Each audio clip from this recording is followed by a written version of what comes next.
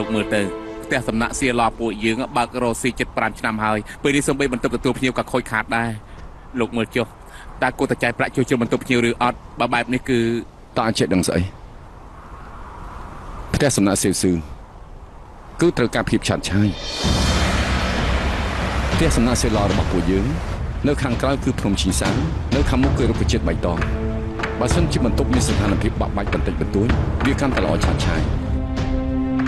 មនុស្សធ្វើដំណើរទៅមកគេនឹងមានអារម្មណ៍ឆ្លងវិញ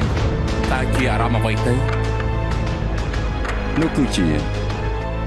អារម្មណ៍នៃការធ្វើដំណើរ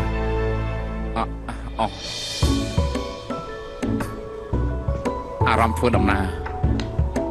តើជាអារម្មណ៍អ្វីទៅអញចាប់សិនតើតកែចង់លុបផ្ទះសំណាក់ឲ្យមែនទេ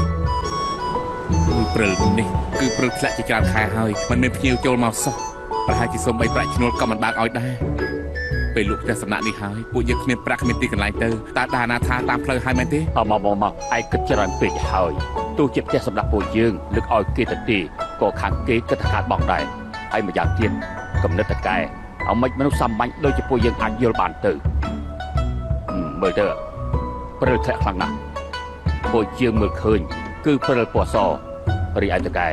មើលឃើញទេសភាពស្អាតនេះហៅថាអ្នកប្រាជ្ញណាតែមើលទៅត្រៀមចែកកំណាប់ហើយមានភ្ញៀវមកហើយ